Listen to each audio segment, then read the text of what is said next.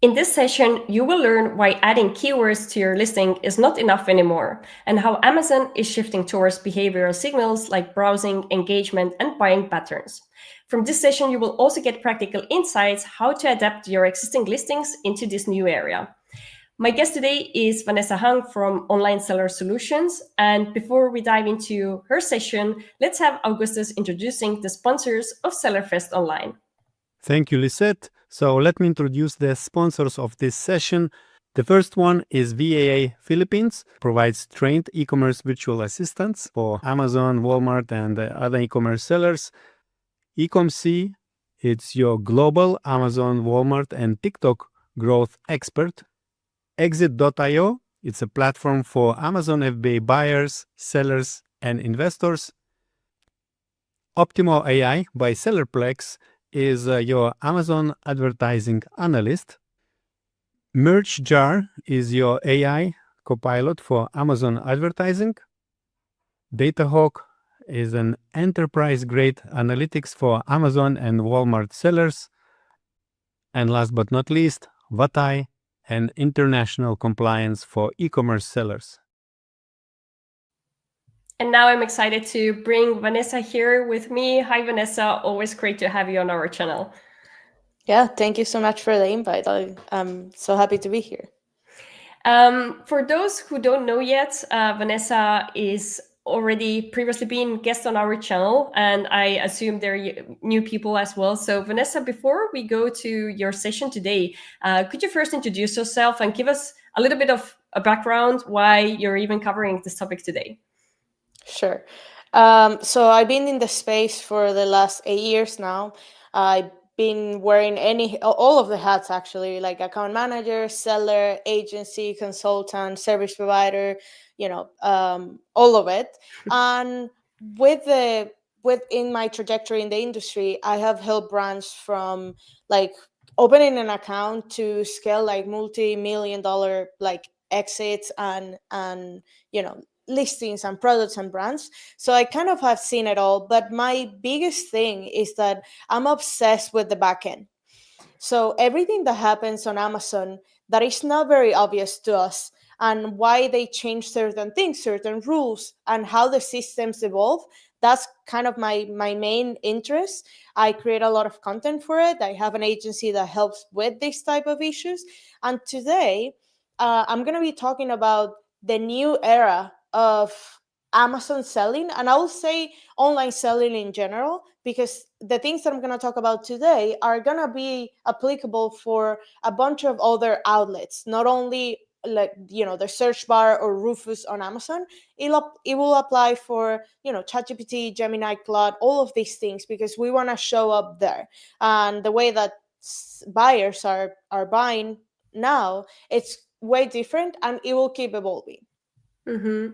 Very good. And I think your brain and thoughts is definitely something a lot of Amazon sellers would like to have, because the backend world often seems a little bit mysterious. So we're very happy that you're doing the session with us, because we're currently in a very interesting period where a lot of things on the platform are changing. And yeah, I think we're ready for your presentation. But before you start, I just wanted to highlight that you have the chance to ask questions from Vanessa about her presentation topic. So use it and drop your questions to the chat. And also, if you like or learn anything new today, also like this video to show support to us and to Vanessa, and subscribe to our Orange Klik YouTube channel to see more videos like this in the future. So Vanessa, I think we are almost all set to have you presenting. So we have your slides here, and yeah, can we start? Yep, for sure. Well, as I mentioned, the main topic of this presentation is about why keywords are not that important anymore. And I happen to just came back from Accelerate and Amazon Accelerate, and I learned a lot of things there. But one of the main things is that when I was building this presentation, and when this was the thought of, okay, keywords are not that important anymore because there are other signals that the algorithm is paying attention to rank products, that was kind of a hypothesis. It was like, well, yeah, I think that's where the the industry is going. I think that's where Amazon is going. But right now, I know for sure that this is where they're going, because they explained this to me. I made a video, a presentation, like as an interview with an Amazon director. They were talking about this. They were talking about how important the audiences are, and how not necessarily, they didn't say necessarily that, oh, keywords are not important, but it's just, the obvious. If they're changing the focus there, now it means that our hyper fixation with keywords, it's going to be irrelevant in the near future. And actually, if you think about it, it is getting to be irrelevant. So one of the things that, I made the presentation, and it's kind of dramatic because I think keywords are dead, right? And I'll say keywords as a mechanism to rank, as a mechanism to be shown to customers. And I'll explain why they're dead. I'm not saying that you will never use keywords anymore, because actually the fact that I'm just speaking right now, I'm using keywords, right? We use words to communicate with other people. So obviously you will still have words in your title, in your bullet points, on your images. Like, that is part of communication. That is not, and I'm not saying that keywords are going to be gone forever, because actually they can. If not, we wouldn't be able to communicate. So let's get to it. One of the huge things about Amazon, and if you think about it, and the reason why for me this thing was so obvious at the beginning when I saw the signals, it's Amazon is a very structured marketplace, right? Like, we are like F1. F1 have rules, and you have to have the cart in a certain way. You cannot, go around, certain stuff, because, I mean, again, there are certain policies and there's a structure. But the idea of what I'm talking about, the behavioral marketing, is not really new to commerce, especially online commerce, because there is another world that, and this is just an example, with Shopify, right? Or imagine anybody that has their own D2C. It doesn't matter what platform they're at. But in this world, things are very much like whatever they want to make it, right? If you have your own website, you decide what you're going to have on your listings, what you're going to have on your platform, what the offers you're going to offer, what are the ways that you're going to send traffic to your offer, all of the things. It's very much like free for all. And there, people have been selling in their own D2C for decades. And mainly, and I'm going to talk about the behavioral marketing, comes from a lot of traffic from social media. So think about Meta, like Facebook, Instagram, Twitter, Pinterest, like all TikTok, all of those things to come into your website. That is where Amazon doesn't have delivery for that. So my uh, objective in this presentation is to give you a little bit more of, as an Amazon seller, I want you to break your frame on its keywords, its ranking, its the search bar, to actually take on what these guys in the D2C world have been building for decades. And behavioral marketing means that you're tapping into the audience, you're tapping into the knowledge of what your market share and your audience is, to then send traffic to it. So it's kind of like what we're going to do. And I hope that I will give you the secrets of all of the things that are under the hood, especially the things that you can use right now with your Amazon account, or in your Amazon account, with the data that you have. I'm not saying that you need to, start selling on Shopify. If you don't sell on Shopify, I still think it's relevant that you do, but you don't have to.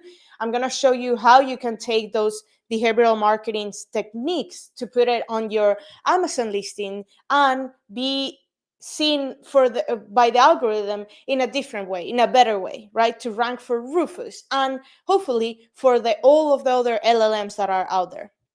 So I guess I already made the introduction. Okay, let's think about the way that we used to buy, or that some people still buy, but this is not going to be the norm in the next couple of years. I guess that the change is going to be radical and very, very fast, especially because everything that I learned at Accelerate, there's no doubt that the search bar will be kind of secondary. It's not that it will disappear, but it will be secondary to what the experience now is with AI. So you think about it, okay, I have a problem or I have a desire, I want a skateboard, right? And you were used to go to a search bar, type your keyword, and that's it, pretty much get the results from that. In that moment, or the behavior in that is that customers were seeking products, right? They were looking for a solution, but they already knew what the solution was, because you don't go to Amazon to say, what's the best birthday gift, or you weren't doing that. What's the best birthday gift for my 5-year-old, right? Like, you were not doing that. You were saying, like, okay, he might want a skateboard, then you buy the skateboard. With the new era with Rufus and all of the shopping agents, which is Rufus, I think, was one of the first ones, but we have Sparky with Walmart. We have all of the, shopping agents or agents in the LLMs that are out there. So ChatGPT has one, Perplexity has one. All of them will have one. If they don't have it right now, they will have it. And the thing here is that the framework shifts completely, because now customers are not seeking, they're being served.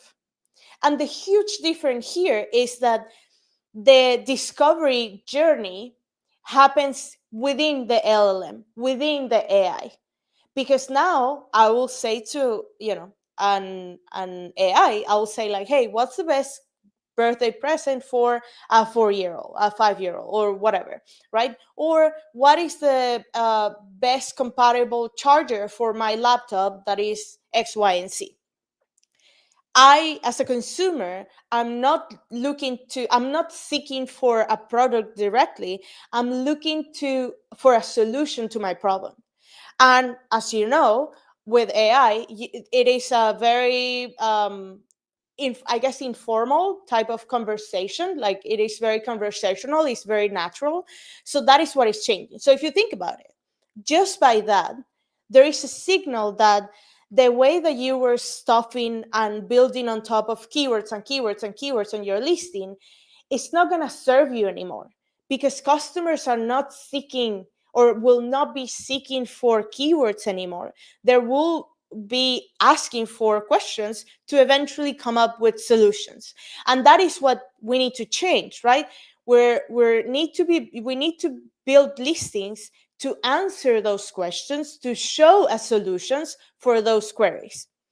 So that's when Amazon Intelligence comes in. And I've been talking about this as the trifecta of the Amazon Intelligence for a while, and I think it is still very relevant. And for some reason, and it's so funny, because at Accelerate, I had a dinner with a big seller.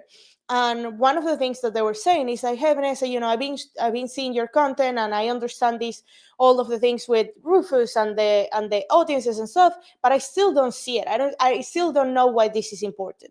And I will tell you this. Selling on Amazon, well, we used to think of, we're sellers and we sell on Amazon, right? And that was kind of enough, because Amazon is this big, huge platform that is kind of the biggest peak in the whole e-commerce, which is fine, and it is true. But right now, when you build listings on Amazon that are, I guess, LLM or AI friendly, now your reach is way bigger, because you're not only answering questions for the people that are asking on Rufus, but you will potentially be answering things for Gemini, for the Claudes, for the Chat GPTs, and for all of that. So what AI is giving us, guys, is the opportunity to be omni-channel without leaving Amazon. You don't need to have your Shopify or whatever D2C platform that you have to be omni-channel. You could be that right now with Amazon. Why? Because I go to ChatGPT, or let's say Perplexity, which I use a lot, Comet, and I say, hey, I want, white sneakers with, Adidas sneakers, right? And then the AI will tell me, or well, I guess that's a bad example. I'll say, like, I need new sneakers for running, and then the AI will give me the options for that. And those options could be an Amazon listing, right? So that is the thing, where AI opens the opportunity for you to reach many audiences once you have the right information. So there are three things in the trifecta. We're going to go deep into what this means, but basically this all connects. And where Rufus is at the peak, which is the front end of the experience for consumers, think about Rufus slash ChatGPT slash Perplexity slash Gemini, all of it. Like, it applies to every single LLM because they're built to solve those problems and use the same signals or similar signals. Then Cosmo is kind of the back end, and DSP, we're going to talk about it for traffic. So in the middle of it, in the middle of that trifecta, we have the audiences. Audiences are the things that tie everything together. Without us understanding what our audience needs, we are not going to be able to communicate that, and we're not going to be able to tap into the traffic of that audience into our listing. So I will give you an example, and this took me a lot to figure out, or until this presentation was very interesting. So I'm going to give you three kind of videos, quick videos of three different audiences, three different people, completely different, like different demographic, different location, different income, all of it. And I'm going to put the exact same keyword on the top. So it's wireless headphones. So if you see again this, if you pay attention, these are the results, right? And if we see, it's interesting because in this video, their overall pick is this one. Okay, cool, perfect. We already know that. Then I have another person do the same thing, and the results are very different, very different from the ones that you see before. So if we go to the next person,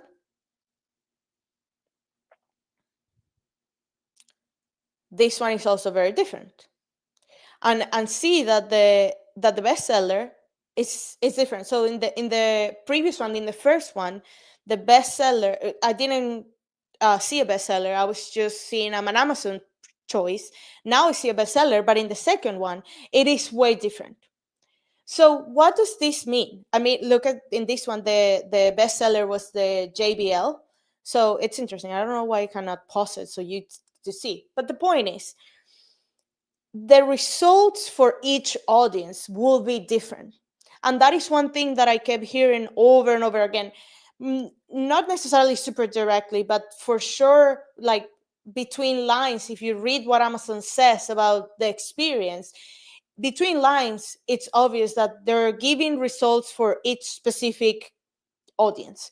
And you could argue, right, that the reason why we see results in this way too, it's because these people are located in different parts of the country, which could be an argument, but it's not the only argument.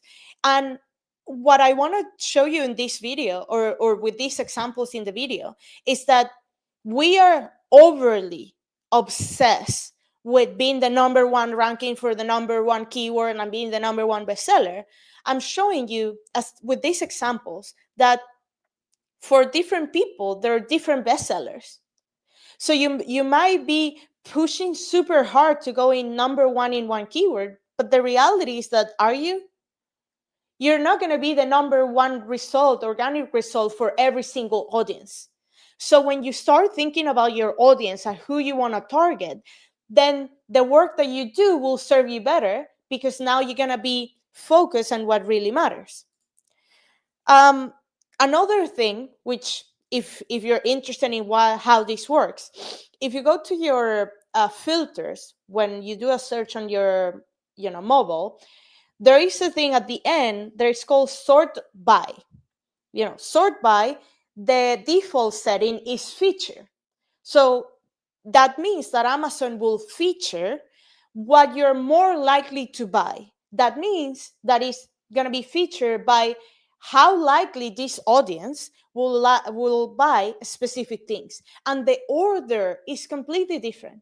So when you go to your keyword software analytics and you see that you are the number one in that keyword, I will encourage you to do the test with different demographics, friends maybe that live in other parts of the country, and actually test it, because it's not true. And we have been, it's not that it wasn't true at one point. That was very true at one point, but it's not anymore. So if you change feature for bestsellers, If you do that, then the results will be that organic rank and that, all of the things that we have been focusing for. So I, and I and I changed to bestseller in my experience,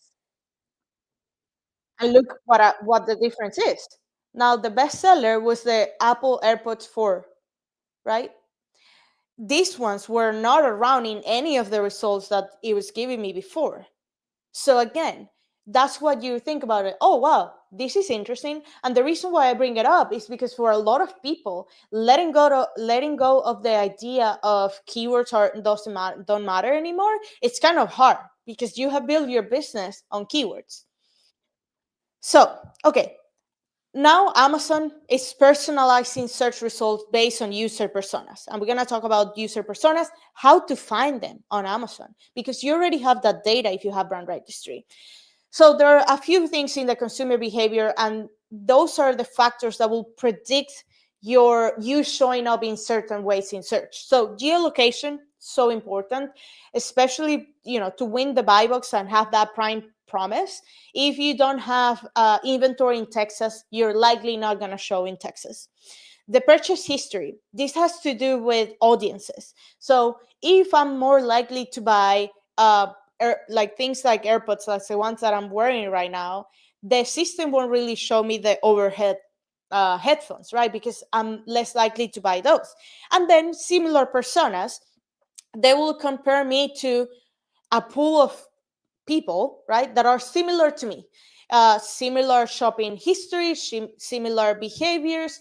And also bear in mind, and we're going to touch on that on the DSP side, that information, Amazon knows a lot about customers. Like, it is very dark. Honestly, it's a very, as a consumer, you see and you're like, oh wow, that's very deep, and I don't want to know. But as a marketer, we love that. We love that because we can segment audiences better. And I know that there is a difference between one audience and the other one, and how they behave and what type of products they buy from me. So the name of the game, guys, is hyper-personalization. We are going to personalize the experience. And Amazon didn't say that explicitly at Amazon Accelerate. But one of the things that they were proposing is this personalization on the customer end, where I think, and it's my bet, and I've been betting on this for a long time. It's not because I went to Amazon Accelerate. I've been betting on this like for over a year and a half. At one point, each audience, not necessarily each particular person, but each audience will have its own pro detail page. You will see your images that are like specific to that audience, specific to what they want, and that's how we're going to show. And they're starting to do that with advertising. I'll show you in a minute. So that's how kind of like the things connect, right? The audience is at the middle, and we will connect it to different outlets. So let's talk about what I talk about was Rufus. Let's talk about Cosmo. Honestly, this is a sexy word. Like, everybody's like, oh yeah, Cosmo, Cosmo, whatever. This is a backend system. You don't really need to worry about it. You don't really need to know the name. The things that you need to know is the three factors that influence Cosmo, which is the data points. What are the attributes? And data points means the attributes on your listing, right? So for example, let's say that you're selling wireless headphones, right? One of the things that will be in the data point or as an attribute will be the color or the connection, right? Is it Bluetooth or is it wireless or wire? Yeah, a wire. Or things like the style, or is it waterproof or not? Things like that. So those are the data points, and those are the things that in the back end you need to make sure that you have. And I've been talking a lot about, actually, I think Orange Klik has one video where I was explaining the backend and flat files and all of that. That is still very relevant, and you should check it out. Then the confidence. So how confident the system is that what you're saying is true. And this is where the external feedback, like reviews and things like that, come into play. That is very important. So you could say, no, yeah, this is waterproof, but if if in your reviews everybody's complaining about the fact that this is not working underwater or when it gets exposed to water, then your confidence level will go down. So again, we start with the attribute that you put in, then the system will say how confident this is or how confident they are that this is true, and then the context. And context is very important. And I have an example for you. Oh yeah, this is the listing content, backend attributes, listing signals, audience data. Confidence, this is the correlation. How sure am I, or the system, I guess, it is that there is actually a person in the picture, that there is a mountain bike, and there is rocks and all of that. The confidence goes, and this is just a visual example for you to understand, but the confidence goes in every single data point on the listing. Not only the images. Images are very important and are going to be critical for the future of marketing, behavioral marketing, way more than words and titles and things like that. And now you can use Amazon recognition to learn the confidence of your images. But not only, you don't stop at images, you will use Amazon Comprehend to do the content on the listing, right? Like the title, the bullet points and things like that. And then lastly is the context. It is very different to be selling a helmet, right, for a bike for a 4-year-old, like a girl, versus a helmet for F1, right? We can agree that it's very different. And this is the thing about keywords, right? A keyword, the keyword of helmet is not sufficient for these results, right? It is not enough to say helmet. Right now, you need to explain way more, and show a lot of other things. So if I were to have a kid, which I don't, but if I were to have a girl, if I put helmet, I hope that that Amazon shows me this because it knows that I have a kid and I'm in that audience where I'm looking for unicorn helmet. Versus the guy that races cars, when he types down or he's looking for a solution like a helmet, I hope that he gets shown the bottom one, right? It is obvious. But before, like previously, when keywords were the thing that dominated the marketplace, that wasn't true. You needed to differentiate with long tail keywords. Right now, with images, the information in the back end will be enough to understand, and also the user, the personas, obviously understanding that really well. You're going to be able to tap into the right context and show it to the right people. Okay, so where do you find the audience? I've been talking a lot about like the theory, I guess, theory or the conceptualization of why this is very important. And I know that it is difficult because this is pretty much saying that everything that you were doing before, it's kind of like obsolete, which is the magic of the Amazon marketplace, I think. I mean, that's why I'm here. Like, it's very interesting to me. It changes all the time. So where do you find the audiences? If you have, you need to follow your customer signal, right? And you already have customers. If you're selling on Amazon, there's people buying from you. So you need to find that data from your customers. So if you have brand registry, I hope everybody does, because that's the only way you build a brand is having brand registry. You will go to brand analytics, right? In brand analytics, there are two different dashboards that I absolutely love, and they are completely they have been forgotten because for the keyword world it's not that relevant, but for audience and behavioral marketing it is extremely important. So the first one is the market basket analysis. So my recommendation, and I will give you all of the things and the prompts for you to build this for yourself. You're gonna download Excel spreadsheets. You're not gonna read it. AI will do everything for you. So you're gonna download your market basket analysis. I like to download the last 4 quarters, so I have like 12 months of data. You're gonna select all of those things and download it. Okay, here's where you scan this QR code, and I'll put the link to it later. This is like a document where you're gonna have your instructions. So here you're gonna have a prompt. I use Grok for this, but the thing is, when I built this, ChatGPT 5 wasn't around. I still think that Grok is phenomenal with data. Phenomenal. Grok is not very nice, Don't ask Grok to write your listings. No, that's not good. But for analyzing data, I think it's fantastic. It's probably one of the best, if not the best. Okay, so I'm not gonna go deep into that because you're gonna get the prompts and you're gonna do all of the things, right? So you're gonna download the market basket analysis. This is the example that I'm doing in my you know exercise, right? I have the Beat Studio Pro, and I want to do the analysis of who are my buyers, who are the personas that I should be targeting with my listings, right? So when I download the market basket analysis, I start to see trends, and these are patterns that, with the prompt that I gave you with and analyze it with Grok, you could use whatever LLM. I start seeing this. So I have some wrist and ankle weight for women, and I also see the whoop.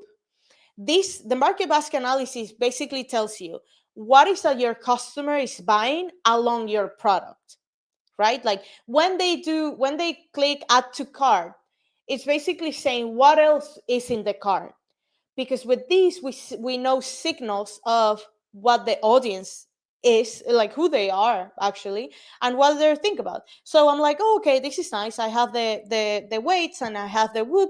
So this means that maybe my audience is a fitness influencer, right? Or a fitness person, somebody that likes fitness. But I know it's a woman because she's buying particularly these weights for women that are for the ankles and wrists, right? It's like, okay, amazing. Then I go to another one, which is very interesting, right? Like, so I see notebooks and I see ramen, like things that you could put in the microwave. This is interesting. So I don't know. My audience here might be something different. So now I know it's a student. Again, this exercise, this like finding the pattern and understanding it, AI will do for you. You don't really need to think too much here. Like the way that I have structured that prompt is for AI to give you exactly who the persona is, like pretty much the whole exercise on user personas. Then I have another one where I see like, okay, the power bank, and then I have a tote bag, yeah, kind of to travel. That's interesting. I assume that this is a businesswoman, right? She travels a lot, so she needs a headset to go in the airport and cancel all of the noise, right? And also, you think about how they're using your product. Like in the previous one for the student, maybe he's using it at the library, or the influencer she's using it when she is working out. Things like that. That is very important. These are the signals and the exercise that a keyword won't give you, right? A keyword is not enough to understand this, to understand how your audience is using your product. And lastly, I see a controller, like a keyboard thing. I guess this is for music. And then we have some funky glasses. I love it. And then I'm assuming that this is a musician. Again, you're not going to assume because the AI will tell you, and I already built the agent for you, so you just need to copy and paste the the prompt. So the future of selling starts with the target audience. Now you say, like, well, Vanessa, but those are completely different audiences. What am I going to do with it? Like, I don't know what to do with it because I cannot change the whole listing. Well, that's true. You don't want to completely change all of the images and target or only these audiences, but it will help you to understand and make changes, let's say, to your second, third, fourth image, to your A plus content, especially when they're like seasons, right? So back to school is something that you need to consider. If your audience is actually a student, you need to consider that back to school is a moment where you're going to change your listing or do advertising in a specific way. And I'll show you how. So now we have all of the personas, right? In my case, I only have 4 for this particular example, and I love it. So what we're going to do now is to follow them in the journey.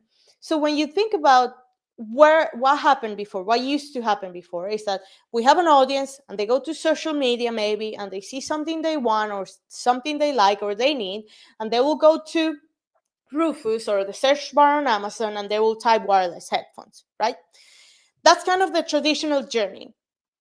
If we want to focus on behavioral marketing, we need to cut second part, because we're going to go to where the audience is. So we're going to target them to with wireless headphones, but we are going to go directly into them buying, right? Like meet them where they are. So it's going to be easier to send that traffic, to send that audience. And remember one thing, if you remember when I showed Cosmo the three things, you need to have the data points and the confidence. Every time an audience keeps buying from you, you get confidence points. Meaning, if one student buys from you, we cannot say that you have that audience, like that your product is necessarily serving that audience. That could be one off, kind of weird, random, right? But if multiple students keep buying from you, then the system will start learning that your product is a good fit for students. Yeah. And this is also one thing that I'll say, and people like when I say this, is when you launch a product, and this is something that they are releasing. I heard that at Amazon Accelerate. I interviewed the director of that team of brand experience. They're doing buying, the buying program to get reviews. They're now doing buying, allowing you to target buyers that are specific to your audience. So they're gonna show the results, they're gonna show your product to audiences in the buying program that are interested in your niche or your type of product, or people that have reviewed before things like yours. So they already understand really well why audiences are important. So one thing, caveat, huge like warning, and I think I shouldn't say this, but I have to. When you launch a product, make sure that when you get reviews, they're not reviews from your family and friends and from anybody that could buy it and then you refund it and stuff like that. First of all, it's against the rules. But second of all, which is, I guess, the most important, if you want to break the rules, break the rules. That's your business. But if you are, let's say, telling your cousin to buy your product and leave you a review, and they are not your audience, you're giving bad signals to the system. So if you're selling a headphones for a student, and your cousin is not a student or is not near the audiences that I show you, then you're gonna hurt your listing. You're gonna hurt the signals. You're gonna hurt the confidence level that the system has to be shown to specific audiences. So trust me, more than I think breaking the rules and going against the policy, this is about the signals that the system picks up. So now we know that the monetization of search is becoming the monetization of audiences on Amazon. Like, because before, if you think about it, this is not new, guys, at all in the world of e-commerce. Like Meta and all of these huge platforms like Google and stuff have been monetizing audiences for years.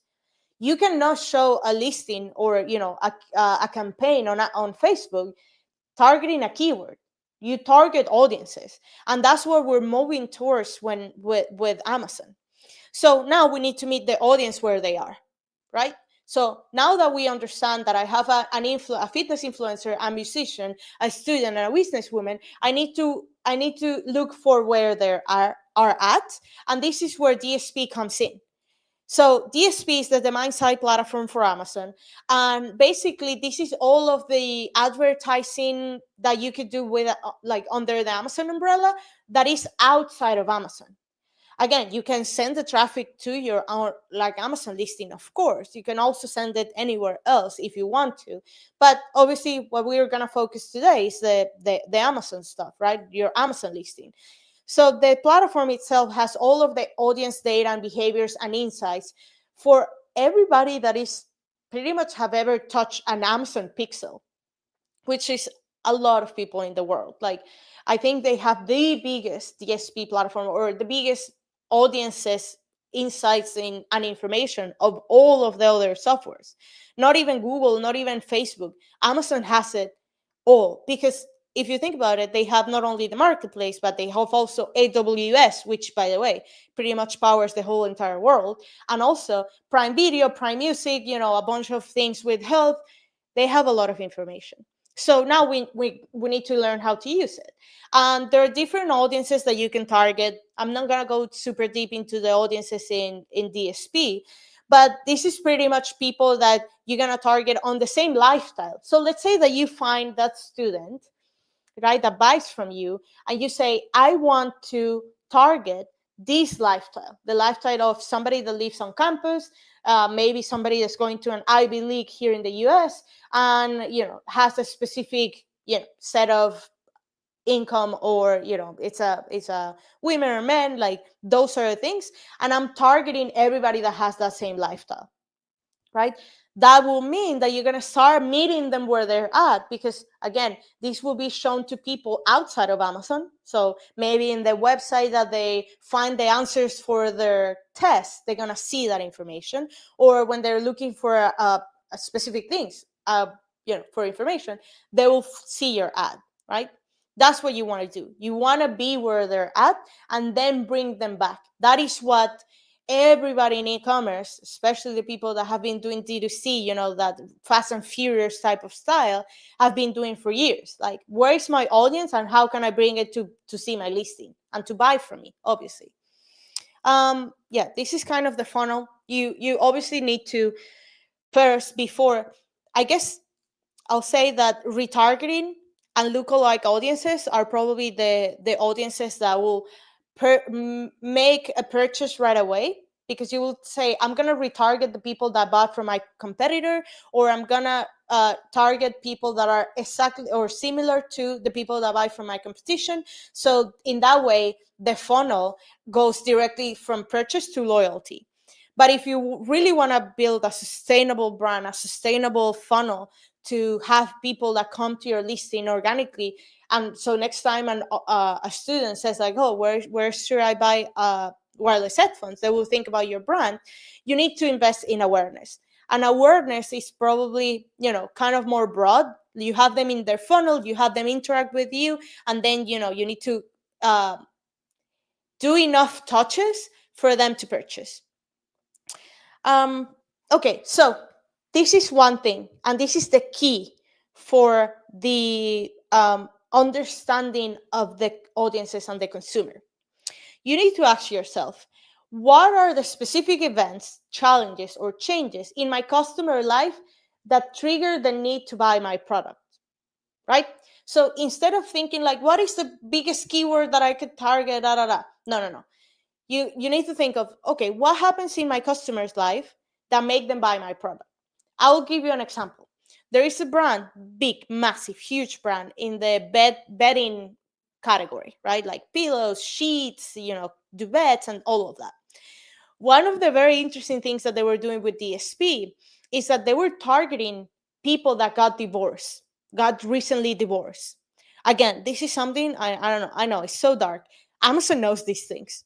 I don't know how, but Amazon knows. You could literally target people that get divorced to buy new sheets, because if you think about it, yeah, they probably need it. So that is the thing, that you will never say that on your listing. You will never put on your title for recent divorcees or something like that. That's ridiculous. But you can target that audience, and you target it through DSP. But now it's because they did the work of really understanding who their audience is and why they buy from them. That is just one subset of all of the different audiences that they target. Not only that. So for example, in my audiences, I know that my fitness influencer sign up for a marathon, my student it's going to college, the businesswoman move in with a partner, and then the musician is going on a tour, right? Right now I know that happens, and as soon as I know that, I could go and target the people that are there. I could go and target the people that have that lifestyle, and there is an audience too. I think it's behavioral. The behavioral market. The behavioral audience is the ones that you could say a big event in their life happened. Like, oh, they moved, they got a new job, they bought a house, they got divorced, they sign up for a marathon. All of those signals are there. So with DSP, you can do micro-segmentation, right? You can say like, okay, I want to show this particular like assets, visual graphics, title, like content for this audience, and this one for this audience. And that's how you not only segment, but you could do A/B testing in real time with audiences that will put money behind what you buy, what you sell, right? Because I know you could use a lot of other tools to do A/B testing, and the market will tell you what's better. But there's nothing better than actually putting it up and seeing which one performs better because people are buying from you, not because people are saying that they might buy it from you. So that is one huge thing, and probably one of my favorite, I guess, features of DSP. And which is another release that they did at Amazon Accelerate, which is very interesting. And I think we already knew this. The segmentation of audiences with the people, with the advertising campaigns, right? So now you can do a brand ad, a banner or a sponsored brand to show something specifically for that audience. So now, if you see, I have here, you see that I have the fitness influencer, somebody that is running that looks like her. And if you have, a women or a man, you could do completely different, right? Like could be a guy here for the guys, then a student, they're a business person, and a musician. And I could use all of these assets for those specific audiences in a way that now the experience on Amazon is personalized. And it will keep getting more and more personalized. Honestly, right now, more than all of the things that I'm telling you, I don't know what else Amazon is coming out with, but for sure, this is the future of Amazon and the hyper personalization of the experiences. This is kind of the way that you can use DSP. You can retarget somebody because they already have either touched your funnel at some point or your competitors' funnels. And then once they are in your funnel, which is the amazing thing about DSP, is that once that audience is yours, let's say that you already won the student, now you could use that demographic because they already bought from your brand to then remarket to other products. So either upsell or cross sell. So that is the beauty, where when you think about doing PPC on Amazon and going after a keyword, you get the click, you get the purchase, and that's it. You will probably never know about that customer ever again unless you do a good job with your inserts and maybe getting into your email list or things like that. With DSP, once they touch your funnel at any point, it could be in awareness campaign or on a loyalty campaign, that audience is yours. Like that audience belongs to your data in the DSP world, and you can relaunch with them. Like, every time you do a launch, then show that to your customers that are already there. Or if they bought the wireless headphones, then you want to sell them like maybe a speaker, right, for their things. That is the example, and it's so powerful. Why I think the spending or the investment that you do in DSP goes way better, or has better performance in the long term. Like at the beginning, I know it's kind of hard. You need to build that audience data, but once you have it, it's kind of pretty much like set in a way. So yeah, hyper personalization within Amazon tools. Once somebody is part of your funnel, that I said, goes to DSP, and you can do all of with that. But also there's another thing that you could do, which is when you use attribution. So I mentioned like the PPC, DSP, but attribution is when you bring people from other channels, let's say from Instagram or Facebook or Google, Pinterest, to your Amazon listing. You pixel them and you get them to convert. Oh, well, I'll go back to that. Yeah, you get them from other places to Amazon with a pixel. You can use Pixel Me, for example. And the good thing about it is that when you have DSP and you have Pixel Me or a pixel at the same time, you can build an Amazon attribution audience. So again, they will become part of your DSP platform, and you can do a custom build. So if you touch somebody on an Instagram campaign or a Google campaign and you have the pixel, then you can retarget them on DSP without spending money again on your Google campaign, if that makes sense. So think about the assets. Like, a lot of people talk about building an email list. Yeah, that's amazing. You should do it.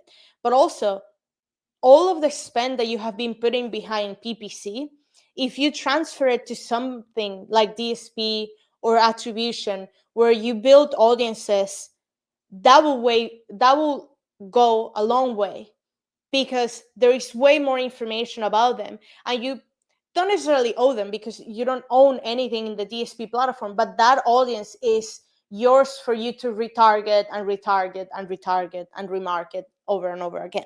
So that is a very interesting way to use both. And then, okay, the PPC, I skipped this. So you could target product. Oh, this is one thing that I like a lot. Target products from your market basket analysis. You know that you will do like PPC campaign where you will target a specific ASIN, and normally that ASIN is your competitor, right? Like that's what you do. You kind of steal traffic from your competitor. But what if you also, not steal, I wouldn't say steal, but you also complement the traffic from the things that people purchase from other sellers over and over again. So if you see that the power bank and the wireless headphones are being sold over and over again together, then you could open up the possibility of doing an advertising campaign against that power bank, because if you know that there is a behavior there, you can target that.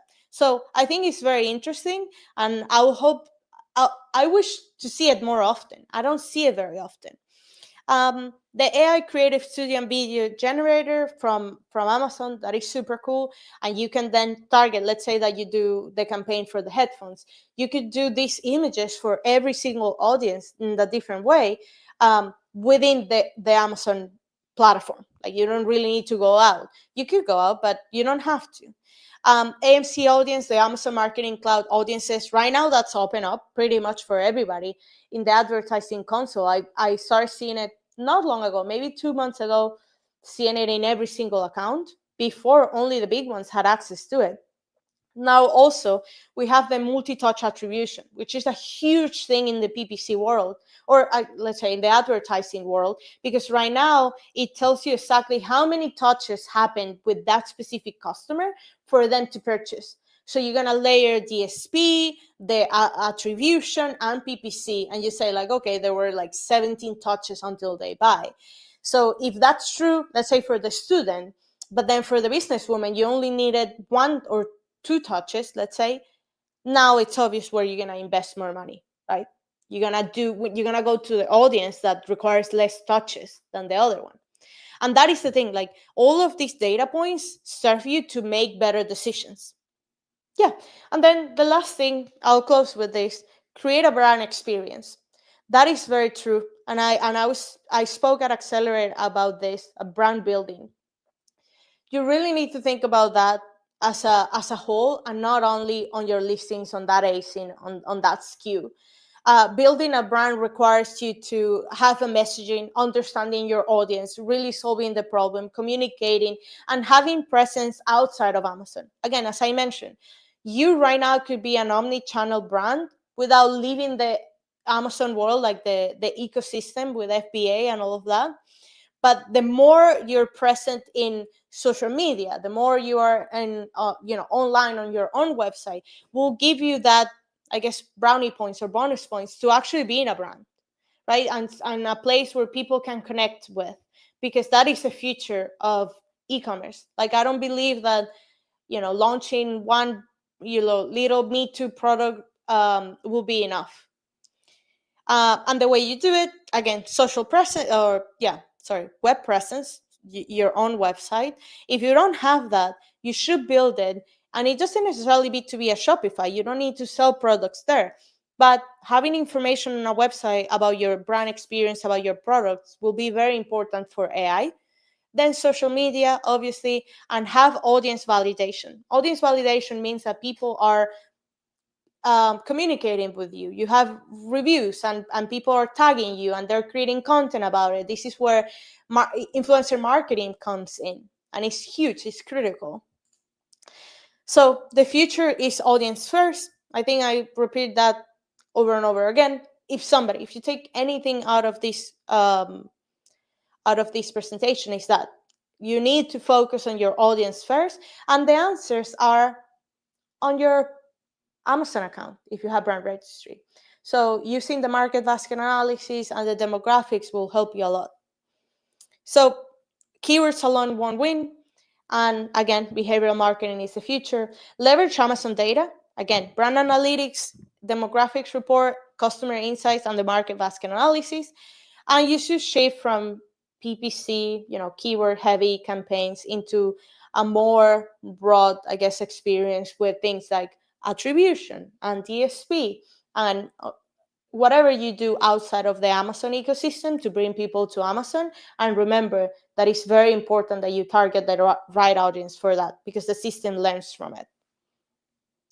And yeah, thank you so much, guys. If you want to keep in touch, my email, Vanessa at Online Seller Solutions. And the QR code is my LinkedIn. On LinkedIn, I'm very active all the time, putting a lot of content about all of these things that we talked about. And you can also message me there. Thank you so much. Perfect, Vanessa. Well, this session was value packed. I can say that. Thank you so much for putting it together for our audience and for sharing everything you know about how Amazon is shifting what's important when it comes to putting together a product listing. So very interesting insights. Also, we have a lot of questions, but before we go to the questions, I first wanted to say, if you're watching us now and you enjoy the content Vanessa was sharing, then definitely like this video to show support to us and also to her. And if you're not yet a subscriber of our Orange Klik YouTube channel, then also subscribe to our channel to see more videos like this in the future. And now let's take the first questions we have for Vanessa. So let me pull up the first one from Michael. So basically, his question is, how do we grade the new style of listing that gets picked up by AI search? Should we include problem-solving focused bullet points, or is there another best practice how to revamp the listings? Yeah, that's a good question. I think I'll say it's a small and soft transition to what you have right now. So the most obvious thing, and I used to talk a lot about this like maybe a year ago, where Rufus came out.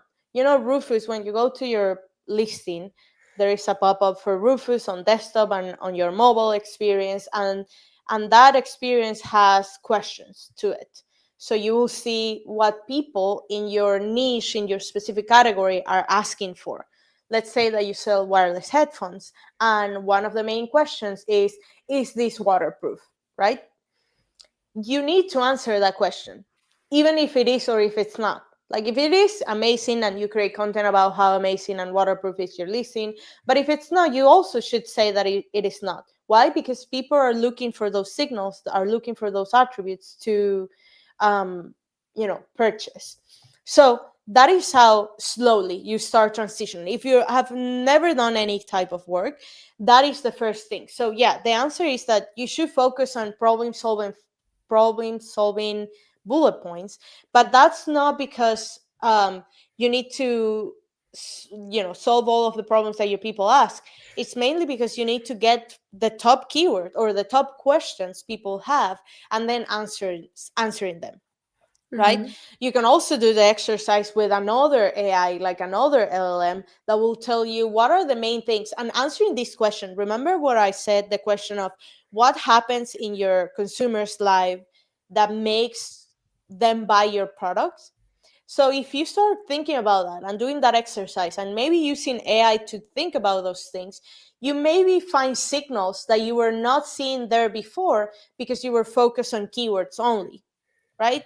So you will say like, oh yeah, this is the perfect headphone for noise canceling at busy airports. That is super critical for somebody that travels a lot. So you might become the number one option for somebody that travels a lot, that is looking for noise canceling headphones. So, I mean, there are a lot of things, but again, if you want to start small and you want to start today, the most obvious thing is go to your Rufus, open it up in your listing and see what it's asking about your product and make sure to answer those questions there. And if you want to go a step further, then go to your competitors and see what Rufus is asking there and answer the questions of your competitors on your listing. And that's how you start building on top of the behavioral in a way. So one step at a time is better than doing absolutely nothing about it. Very good. Thank you, Vanessa. So let's take another question. So this is about the backend keywords. What is the value to filling out the 2,500 characters of backend keywords for categories that allow the 5 rows of 500 characters? How should we approach this now, given these changes that are going on? Yeah, I don't think you should give up on that. Keywords, like if you have not also one thing I'll say, not all categories allow for the keywords. Like I've seen lately in the flat files that I've downloaded, there is only like one cell, one attribute to put the keywords. But if you have, let's say, the possibility of using 2,500 characters, use it. Like as I mentioned, it's not that you need to throw away all of your keywords. You don't have to. What you have to do is like change the front end, change the model to really do problem solving. So let's say that there is a keyword, for example, the waterproof, or not even like noisy airport or noisy spaces. Let's say for my example on the wireless headphones, if you go to one of these tools that tell you how much is the traffic for that specific keyword, you will see that that's probably useless, right? That's probably like, I don't know, nobody's looking for that. Nobody's looking for a noisy airport, right?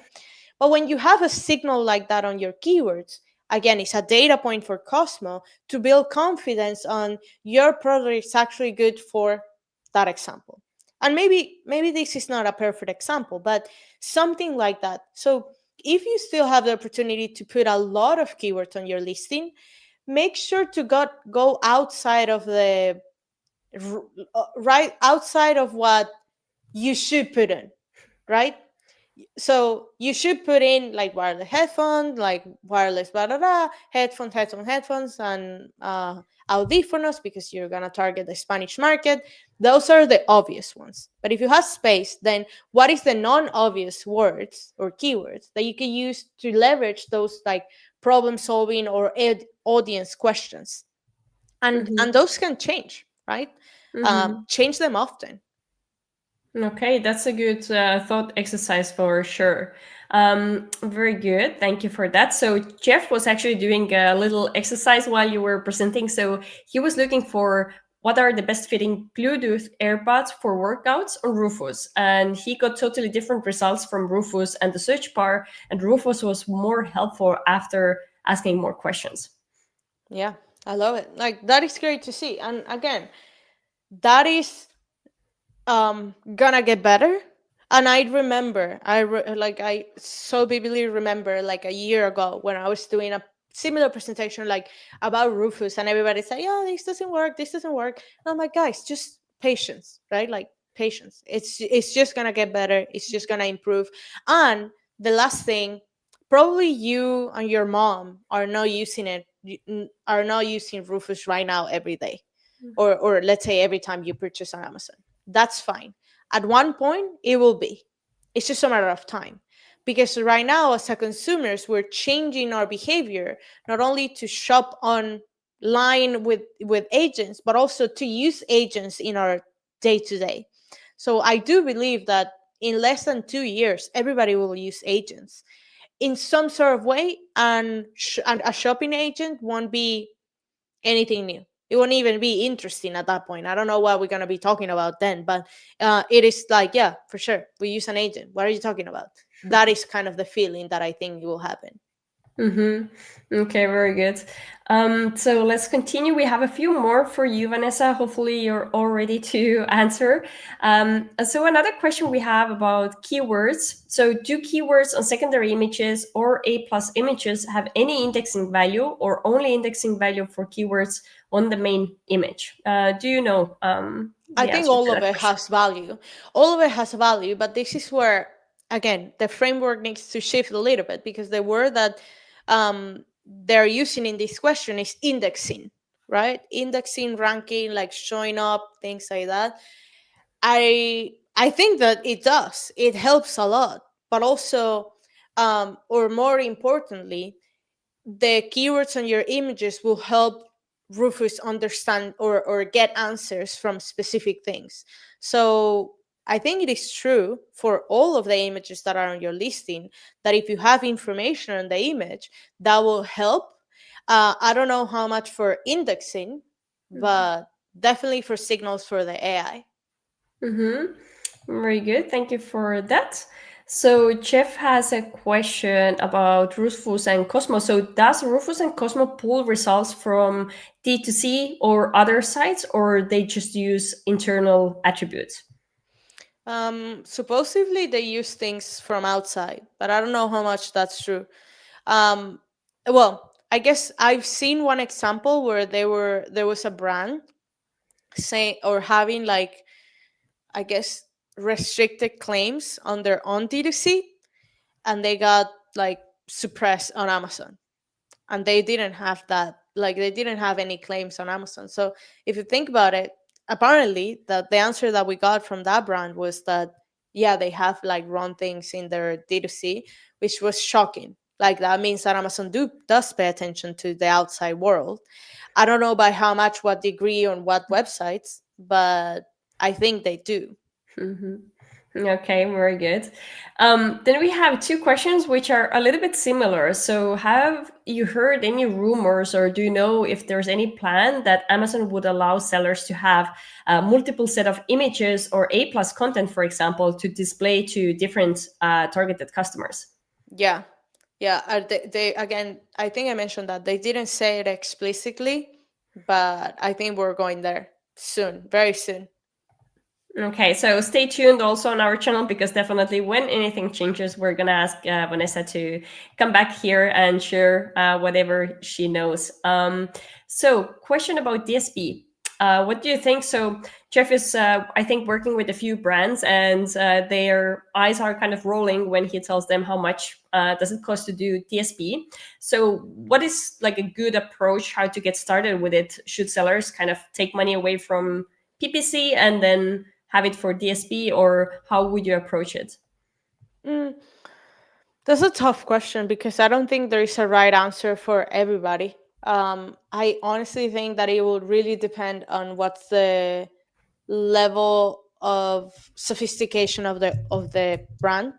If we have a brand that is overly relying on PPC, doesn't have any brand, I guess, story and awareness and cohesion, then there's no way that DSP really will work. But for the brands that have been building a nice brand and they have enough budget to do it, I think it will be useful. Like, it's the best way to do it. If they don't have the budget for it, if doing DSP is a stretch, I don't think a brand should do it. Like, because the spending, again, as Jeff was saying, the minimum spending for DSP is quite steep. So if this is a stretch, I don't think that brand should even be having that conversation. Like, Mm-hmm. there's a lot of things that you can still do in PPC with AMC and things like that, and even out attribution, right, outside traffic, that won't really require you that much of an investment. But the thing is that with DSP, you kind of own the funnel. So that is where I'm like, okay, if if my brand is big enough, then I want to own my funnel on Amazon and having them targeted and pixel and all of that to use that audience before for future launches. If the brand is like rolling their eyes, then don't even have that conversation. Mm-hmm. Okay, good point. Jeff, hopefully that was helpful for you. So we do have a few more, Vanessa. So Jeff is asking, does A plus content, brand story, and shoppable collections, which by the way is something very new on Amazon, index for Rufus? I think so. I think the A plus content and brand story, shoppable collections, again, is very new. They just released it, so I assume that they will be indexed, but for sure A plus content and brand story. Mm-hmm. Okay, very good. So another question from Puria. So for the DSP audience that we earned, will we still able to access the audiences when we switch our DSP agencies? So basically the question is where the DSP audience data is Oh. stored. That's a great question. And you should be able to transfer that. But I know that they're very like I guess I don't know what the word would be, like predatory agencies that will say like, no, sorry, like we're not gonna give you the data or whatever. Like they wanna, you know, have your data hostage of, you know, changing Mm-hmm. from other places. But that belongs to you. Like that is part of that ecosystem that is attached to your brand ID. The same way the advertising console is attached to your brand ID, like the agency doesn't own it, like, right, like you as a brand own it. And next time you talk to your potential DSP agency, ask them like, if this doesn't work out, will you be able to release all of the things? I mean, if they're good, they should be do it, they should be able to do it. Mm-hmm. Okay, very good. So a few more questions about adjusting to the new world system era. So how long do you think it will take to kind of switch over to the new system? Because TPAC still sees keyword stuff listings ranked in his niche. Interesting. I think so. I guess that what you're saying is, to me, sounds like great news, because that means that the people that are selling your niche are not sophisticated at all. And those are the ones that will slowly die, slowly like get less, I guess, visibility. So I'll say this: if you're still measuring, so that if what you're saying, and the reason why you're asking this question, it's because you're still looking in the search bar and you still put in a keyword and you're still seeing your competitors that have keywords, then you're measuring the wrong thing. First, you're even like measuring the wrong way as well. And I prove you in the example where three different people in three different parts of the country that are completely different demographics and audience and all of that use the exact same keyword and got completely different results. Then that proves to you that whatever these your competitors are doing in your niche to stuff in keywords, it's gonna last very little, right? I don't think there is a date. I don't think there is like, okay, by February 2026 everybody will switch. No. I think if you're switching right now, if you're starting to think about what is the content that I put in my listing, how I answer Rufus questions, how I create content with a to have like a high confidence level with images and things like that, then you're ready in the new system, right? Versus your competitors, which I don't think you should, well, I don't know, I wouldn't be worried about them having stuff keywords. If that works for them, it will be very short term. And I would recommend you to do the exercise of doing the search in different parts of the country, different demographics, so you can see that they're not really winning. If anything, they're losing brand equity, or market equity, market share, by just sticking to what they know. And as I mentioned, again, keywords like words on your listing will never go away. Like you should have them, but you don't do keyword stuffing anymore. Mm-hmm. So the approach to listing optimization will be a little bit different than we are used to. Very good. Exactly. And then one more question about, and actually that will be also the last question for the day, is about also the future and what's kind of coming up. So what do you think, Vanessa? How will sellers be able to kind of forecast the expected sales if, for example, there are going to be different search result pages for different people and different avatars? So we just don't have anymore this one result, which we think that everyone in every location can open up and see it the same way. Yeah, that's a great question. I actually don't know. Um, I mean, it will be a dashboard for sure. It will be something in Mm-hmm. Seller Central. Amazon won't release something like that without giving us a dashboard to look at it. I know right now with in brand analytics now they have like the funnel, you know, with awareness, consideration, purchase, and all of that, and they now have it on an ASIN level. The next step to that, you know, the next step forward to what we're talking about will be brand level, ASIN level, audience level within that ASIN. Mm-hmm. I don't think it's gonna be crazy. I know Amazon already has that data. They just need to figure out a way that, like, I think that will break the system for a lot of people. Like, people will struggle if that happens. A lot of sellers will struggle because this is completely different. Not you, because you watch the presentation, so you're good.